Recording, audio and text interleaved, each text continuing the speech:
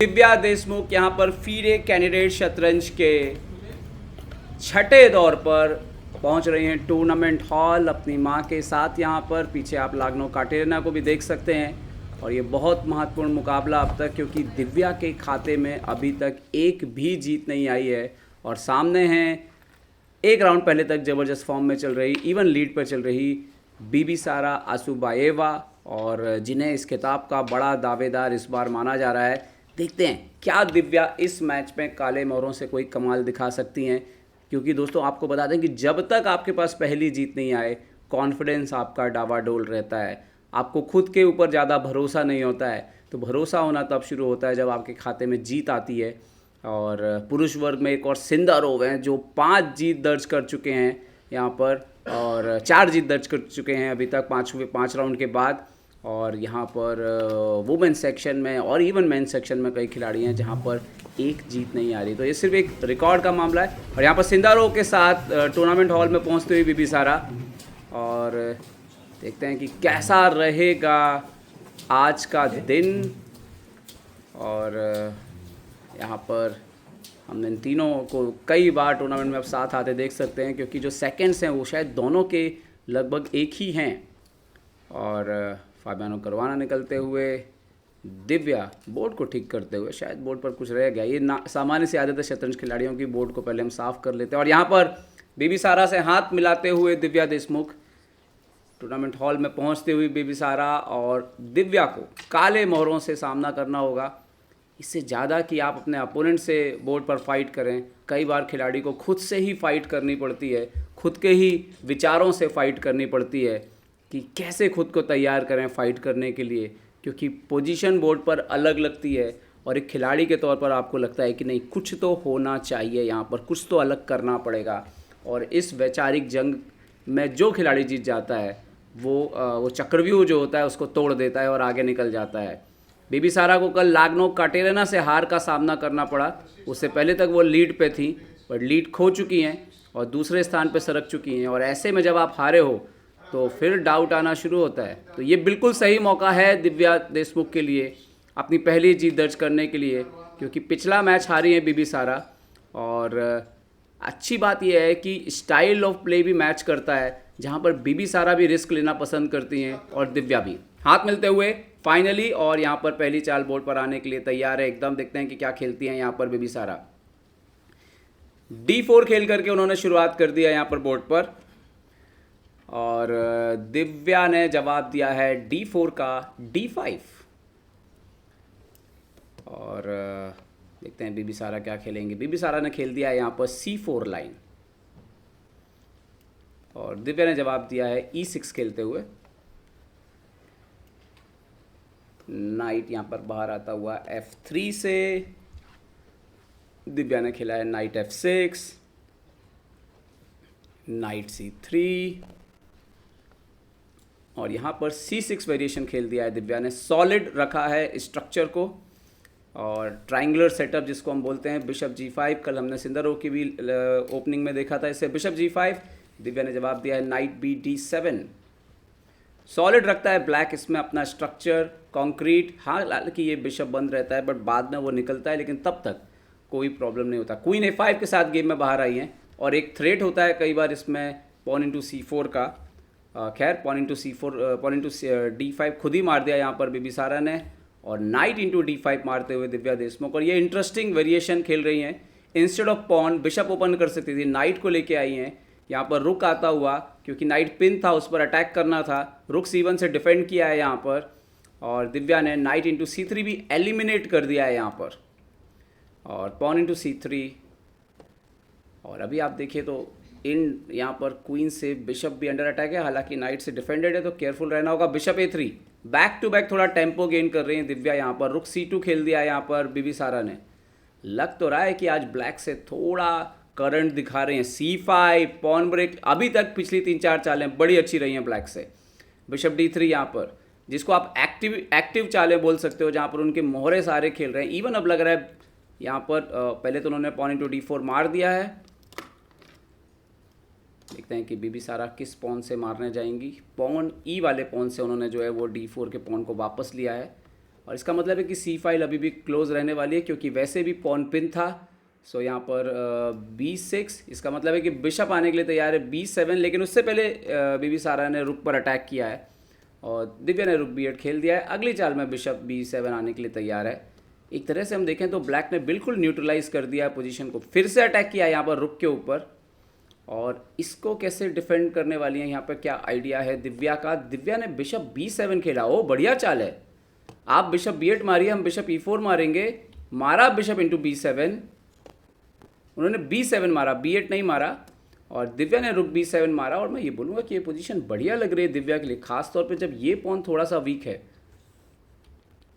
Queen D3, light colour का bishop नहीं है तो अभी क्वीन उतना डेंजरस नहीं है। किंग साइड कैसल कर लिया दिव्या ने,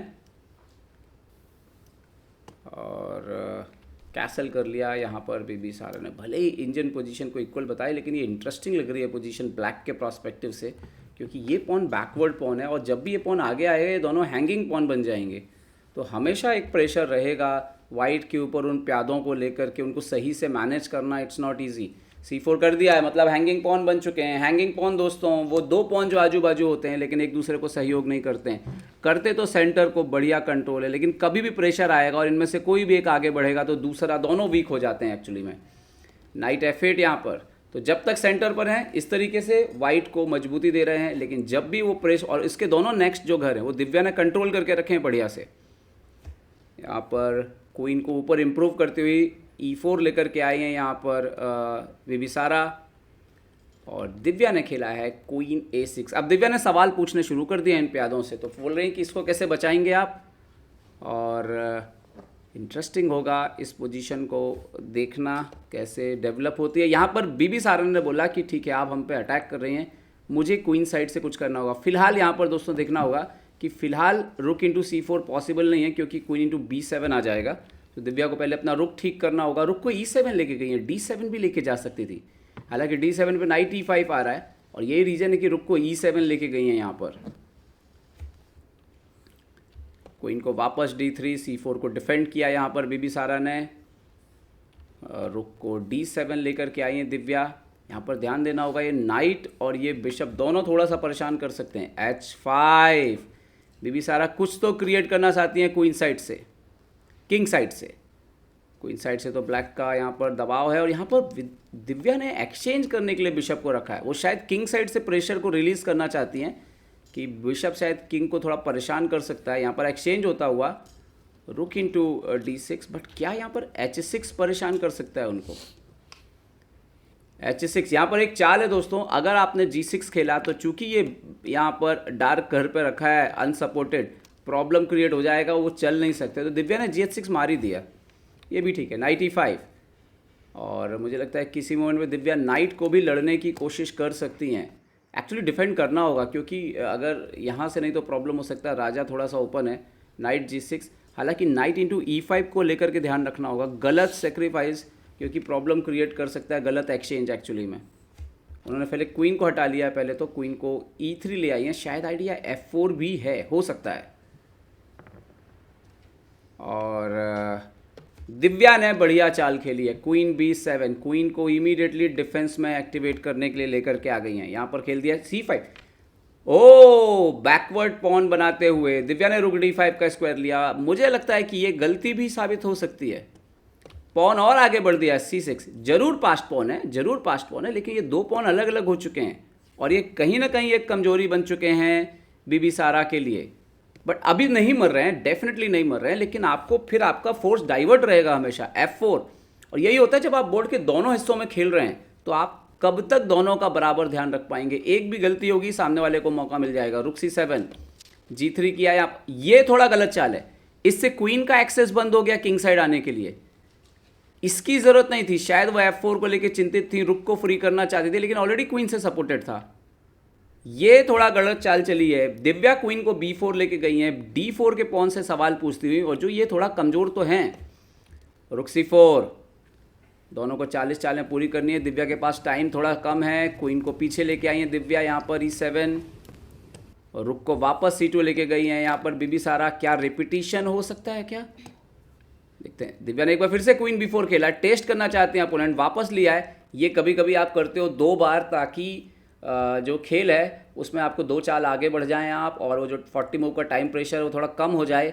दिव्या को ड्रॉ नहीं करना होगा, दिव्या को यहाँ फाइट करना होगा जीतने के लिए। उनकी पोजीशन अच्छी लग रही है प्रैक्टिकल पॉइंट ऑफ व्यू से।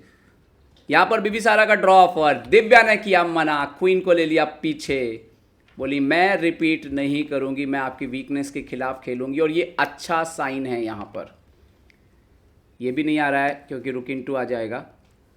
और यहाँ पर क्या खेला है उन्होंने, F5, और दिव्या ने फाइनली नाइट इंटू E5 मार दिया है, पॉन इंटू E5। और यहाँ पर आप देखिए कि 5 पॉन है अपोनेंट के पास और दिव्या के पास 6 पॉन है, और अगर C6 का पॉन मर गया तो दिव्या 2 पॉन आप एंड गेम में जा सकती हैं। रुको खेला F2, यहाँ पर रुक इंटू C6 भी आ रहा है। दिव्या के पास टाइम बहुत कम है, 17 सेकंड बचे हैं, तो ज़्यादा रिस्क नहीं लिया उन्होंने, रुक इंटू रुक मार दिया। यहाँ पर पोजीशन इक्वल लग रही है, पर दोस्तों ये अभी भी बढ़िया है ब्लैक के लिए। पॉन बहुत फैले हुए हैं यहाँ पर वाइट के, एक गलत चाल डिफेंड कर सकती है। यहाँ पर क्वीन इंटू क्वीन मारना ब्लंडर है, एंड गेम लॉस हो जाएगा, रुक एंड गेम। ओ क्वीन D3, क्या रुक इंटू C6 आ रहा है? यस, क्योंकि क्वीन ने तो ये घर कंट्रोल किया है। आई थिंक दिव्या शायद दूसरी पॉन मार सकते हैं। 2 पॉन की बढ़त बहुत इंटरेस्टिंग होगी इस मेजर पॉन एंड गेम में।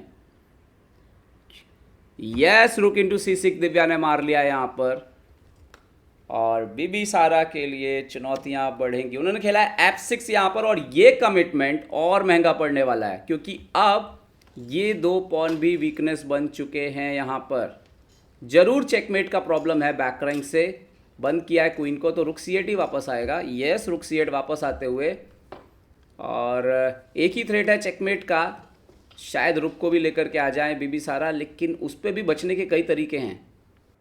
यस, रुक यहाँ पर D1 एक तरीका है, रुक को F8 से करके बचा लीजिए। एक तरीका है किंग को हट जाइए ताकि क्वीन भी पीछे आ पाए, और 2 पॉन अब तो आप हैं ही हैं, तो एक्सचेंज करने से डरना नहीं है। देखते हैं कि दिव्या क्या खेलती है। यहाँ पर ये और ये पॉन भी वीक है। दिव्या ने खेल दिया किंग H8, एक्यूरेट मूव, एकदम ठीक सटीक खेलती हुई किंग को G2 लेकर के आई हैं। और अब दिव्या को अपने राजा के लिए जगह बनानी होगी। शायद ये 2 पॉन बढ़ के राजा के लिए जगह बनाएंगी तो बैक रैंक का प्रॉब्लम भी सॉल्व हो जाएगा। दिव्या ने खेल दिया H5, एक्यूरेट खेलती हुई, बिल्कुल एक्यूरेट और सटीक खेलती हुई। देखते हैं कि बिबिसारा कैसे डिफेंड करेंगे अब इस पोजीशन को। क्वीन को D2 एक्सचेंज करना चाहती हैं क्वीन, बट शायद दिव्या यहाँ पर एग्री नहीं हो। यहाँ पर 2 चाल हैं, या तो क्वीन को हट लीजिए या तो पॉन से सपोर्ट लगा दीजिए। दिव्या ने क्वीन को हट लिया है, और अब बिबिसारा के लिए मुश्किलें बढ़ती हुई। उन्होंने खेला रुक D1, सो H4 आ चुका है बोर्ड पर। रुक को ऊपर लाके डिफेंड किया है, बट शायद दिव्या पीछे से अपना रुक भी लगा सकती हैं। यस, रुक G8। अब तो पोजीशन टूटने के कगार पर पहुंच गई। बिबिसारा आई हैं आगे, बोल रहे हैं कि मैं ये पॉन मारती हूँ, बट दिव्या अब शायद क्वीन G6, या फिर एक और ब्रिलियंट मूव है क्वीन F4, क्योंकि पॉन पिन है। आप ऐसे गेम को ख़त्म कर सकते हैं। क्वीन F4 खेला है दिव्या ने यहाँ पर, और अब ये रुक आपका मर रहा है। ये पॉन रुक इंटू G3 भी आ रहा है, और यहाँ पर हार स्वीकार कर ली है बिबिसारा ने। और भारत की दिव्या देशमुख की फीडे कैंडिडेट में पहली जीत बिल्कुल सही मौके पे आई है। दूसरे स्थान पे पहुंच गई है सीधे 3 अंक बनाते हुए, मतलब टूर्नामेंट एकदम खुला हुआ है। और यहाँ से अगर दिव्या अपना वर्ल्ड कप वाला अप्रोच ले लें तो दोस्तों फिर अलग ही कहानी हो सकती है फीडे कैंडिडेट की। वहीं एक और खबर है कि भारत की वैशाली ने भी एक जीत दर्ज कर दी है, और उन्होंने लाग्नो काटेरियाना को पराजित कर दिया है। तो ये भी एक अच्छी खबर भारत के लिए। दिव्या देशमुख की पहली जीत, और यहाँ पर बहुत प्रॉब्लम में थी। रुक F3 खेलती तो क्वीन E4 आ जाता, और फिर रुक इंटू G3 आ जाता तो गेम खत्म हो रहा था, और इसीलिए बिबिसारा ने हार स्वीकार कर ली।